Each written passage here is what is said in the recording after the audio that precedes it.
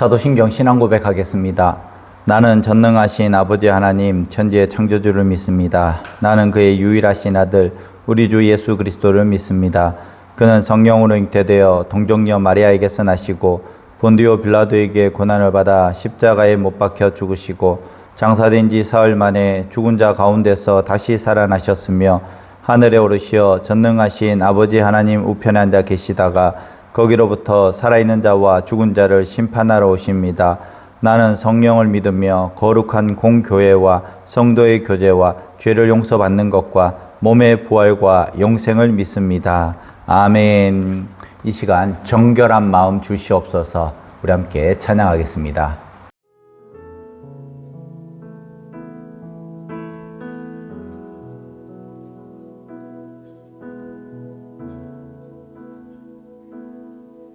정결한 마음 주시옵소서. 오 주님, 정직한 영을 새롭게 하소서. 정결한 마음 주시옵소서. 정결한 마음 주시옵소서.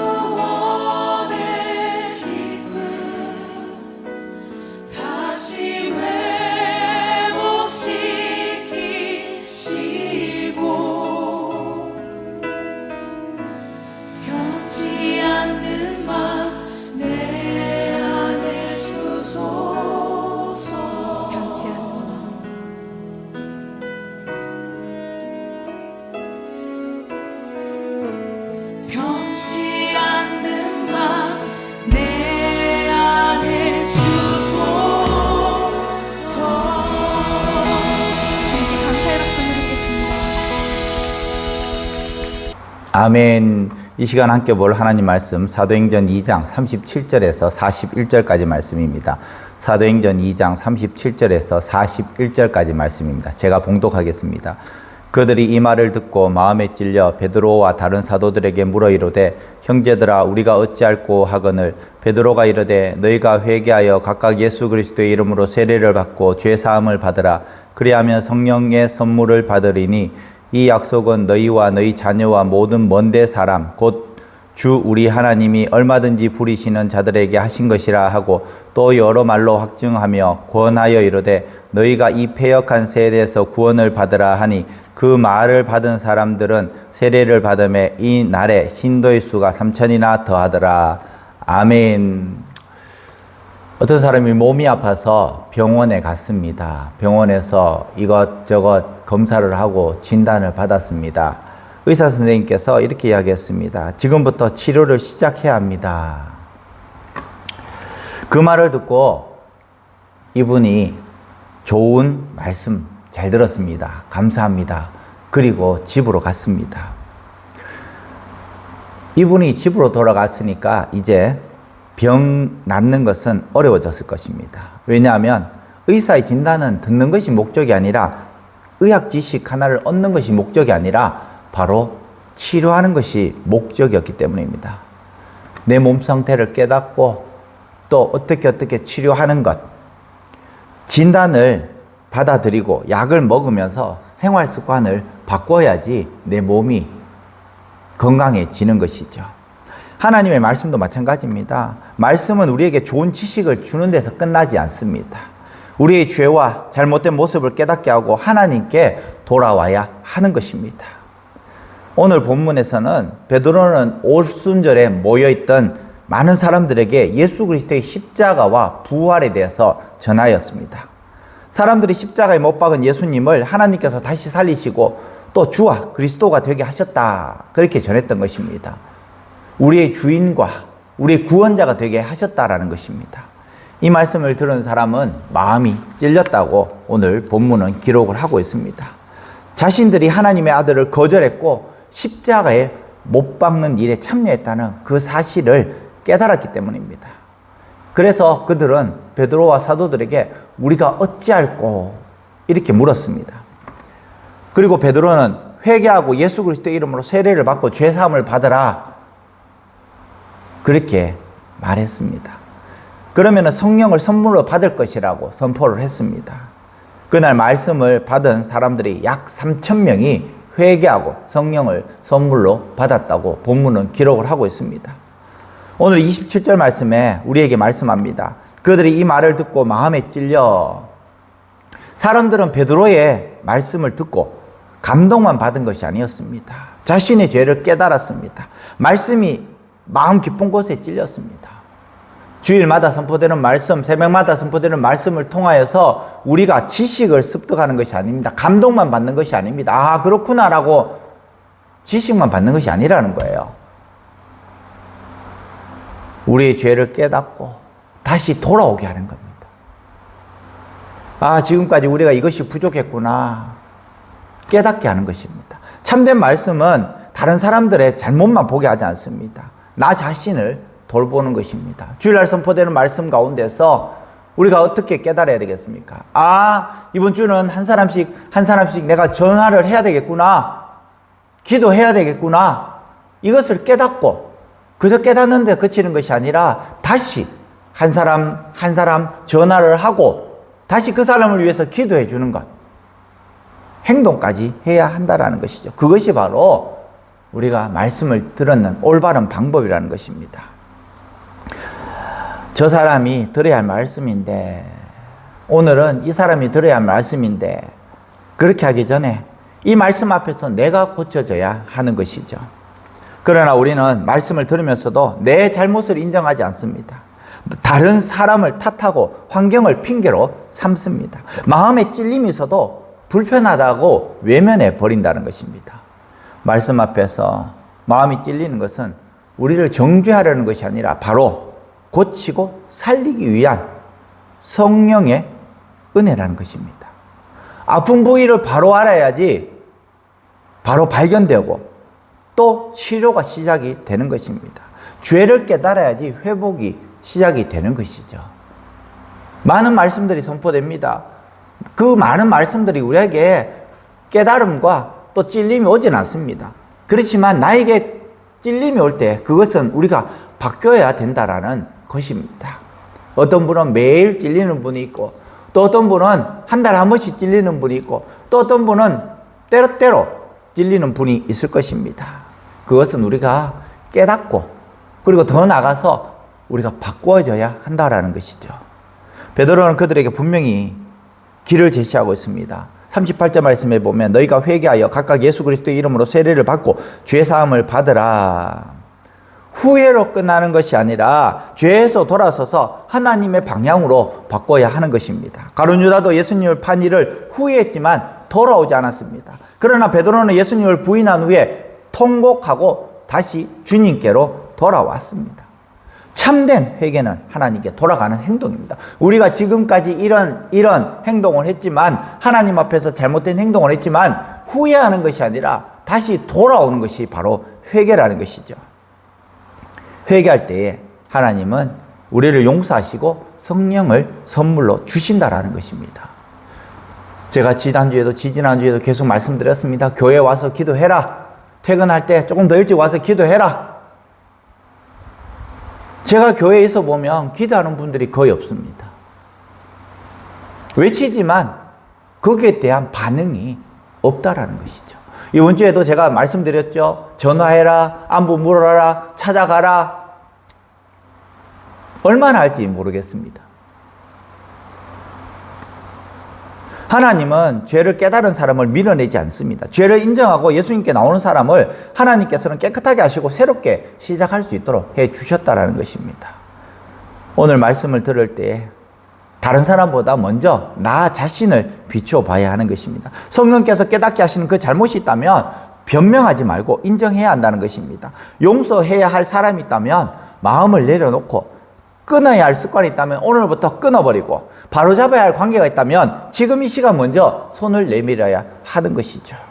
우리가 어찌할꼬라는 절망적인 멘트가 아니라 변화의 시작의 출발점입니다. 오늘 우리는 이렇게 기도하기를 바랍니다. 주님, 말씀 앞에서 나의 죄를 깨닫게 하시고 후회에 머물지 않고 돌이켜서 순종하게 해주십시오. 말씀의 찔림을 받을 때 마음을 닫지 말고 회개하여서 죄사함과 성령께서 우리를 새롭게 하시는 그 은혜를 누리고, 또 오늘 또 행복하게 신나게 살아갈 수 있는 우리 성도들 되시기를 주님의 이름으로 간절히 축원합니다. 아멘. 기도하겠습니다. 거룩하신 하나님, 말씀을 통하여 우리의 죄와 잘못된 모습을 깨닫게 하시니 감사합니다. 우리는 말씀을 들으면서도 다른 사람의 허물만 생각하고 내 죄를 인정하기보다 변명하며 환경과 사람을 탓했음을 고백합니다. 성령님, 굳어진 우리의 마음을 찔러주시고 숨겨진 죄와 고쳐야 할 습관을 밝히 보여주시옵소서. 마음의 찔림을 외면하지 말고 우리가 어찌할꼬 겸손히 주님께 묻게 하시며 후회에 머물지 않고 죄에서 돌이켜 하나님께로 돌아가게 하여 주시옵소서. 예수 그리스도의 십자가 보혈로 우리를 깨끗하게 씻어주시고 용서해야 할 사람을 용서하며 바로잡아야 할 관계를 회복하게 하여 주시옵소서. 오늘 또 말씀에 순종하여 새롭게 변화된 삶을 살게 하시고 우리의 말과 행동에서 회개의 열매가 나타나게 하여 주시옵소서. 새롭게 시작되는 우리 일주일의 삶의 현장 속에서 또 하나님의 말씀 가운데 승리할 수 있도록 역사하여 주시옵소서. 예수님의 이름으로 기도합니다. 아멘. 하늘에 계신 우리 아버지, 아버지의 이름을 거룩하게 하시며 아버지의 나라가 오게 하시며 아버지의 뜻이 하늘에서와 같이 땅에서도 이루어지게 하소서. 오늘 우리에게 일용할 양식을 주시고 우리가 우리에게 잘못한 사람을 용서하여 준 것 같이 우리 죄를 용서하여 주시고 우리를 시험에 빠지지 않게 하시고 악에서 구하소서. 나라와 권능과 영광이 영원히 아버지의 것입니다. 아멘. 다 함께 기도하겠습니다.